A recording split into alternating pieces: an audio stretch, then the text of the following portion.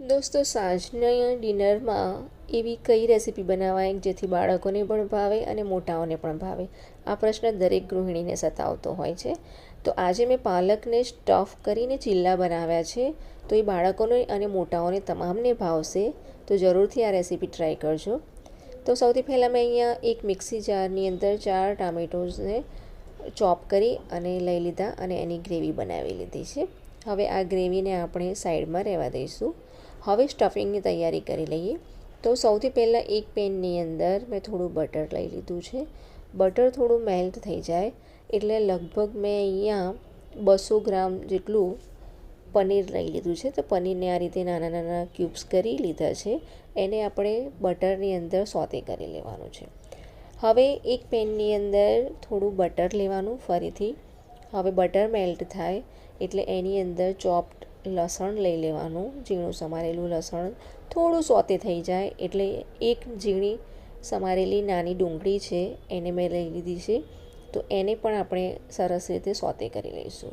હવે અહીંયા અડધું કેપ્સિકમ લીધું છે, એ પણ ઝીણું સમારેલું છે.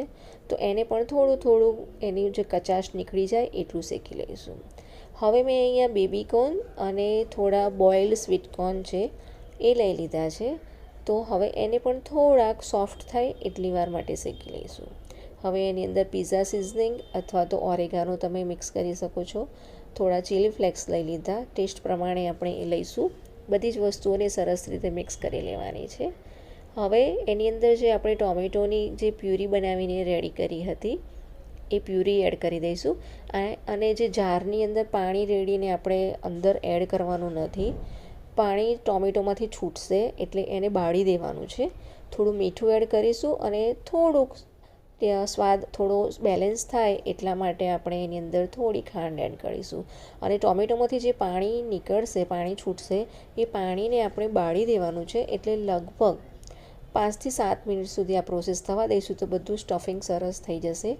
હવે મેં અહીંયા થોડું ચીઝ એડ કર્યું છે એટલે થોડું બાઇન્ડિંગ આવે. અને જે પનીરના ક્યુબ્સને આપણે સોતે કરીને રાખ્યા હતા એ ક્યુબ્સને પણ એડ કરી દઈશું. હવે જે મિક્સી જાર હતો એની અંદર જ મેં પાલકને ધોઈ અને લઈ લીધી છે. લગભગ મેં એક જોડી પાલક લીધી છે, અહીંયા 250 થી 300 ગ્રામ જેટલી હશે. હવે એને ક્રશ કરી લેવાની, પાણી એડ નહીં કરવાનું. એની અંદર સૌથી પહેલાં આપણે લસણ, થોડું લીલું મરચું, મીન્સ કે તમને જે પ્રમાણે તીખાશ ભાવતી હોય એ પ્રમાણે લીલું મરચું લઈશું. એક નાનો આદુનો ટુકડો લઈશું અને એને ક્રશ કરી લેવાનું છે, પાણી એડ કર્યા વિના, કેમ કે પાલકમાંથી પાણી છૂટશે. હવે એની અંદર મીઠું એડ કરીશું આપણે. મીઠું એડ કર્યા પછી હું અહીંયા લઈ રહી છું ચણાનો લોટ, યાની કે બેસન. મેં અહીંયા બેસન 3 ચમચી જેટલો લઈ લીધો છે. તમે જરૂરિયાત પ્રમાણે બેસન લઈ શકો છો. અને અહીંયા અમે 2 ચમચી જેટલો ચોખાનો લોટ એડ કર્યો છે. આ બધું આપણે મિક્સી જારની અંદર જ લેવાનું છે. અને હવે ફરીથી લોટ નાખ્યા પછી મિક્સીને ફેરવી લેવાની, તો બધો જ લોટ અને પાલકની પ્યુરી બધી મિક્સ થઈ જશે ને આ રીતે સરસ થઈ જશે. હવે મેં આની અંદર 2 ચમચી જેટલી સૂજી નાખી છે. સૂજી એડ કરવાથી સરસ ક્રિસ્પી ચીલા બને છે. તો સૂજી એડ કરવાની, તમને થોડું પાણી એડ કરવા જેવું લાગે તો પાણી પણ એડ કરી શકો છો. હવે આપણે એક નોનસ્ટિક પેનને ગરમ થાય એટલે બટર વડે ગ્રીસ કરી અને થોડું થોડું બેટર એડ કરી અને ઢોસાની જેમ એક લેયર બનાવીશું. એટલે ચીલા ફોર્મમાં બનશે આ. અથવા તો તમે જો બેટર તમારું થોડું વધારે પતલું હોય તો પતલા ઢોસા પણ બની શકે છે. તો હવે સરસ રીતે એક સાઈડ શેકાઈ જાય એટલે અડધા ભાગની અંદર આપણે જે સ્ટફિંગ રેડી કર્યું હતું પનીરનું, એ સ્ટફિંગ મૂકીશું.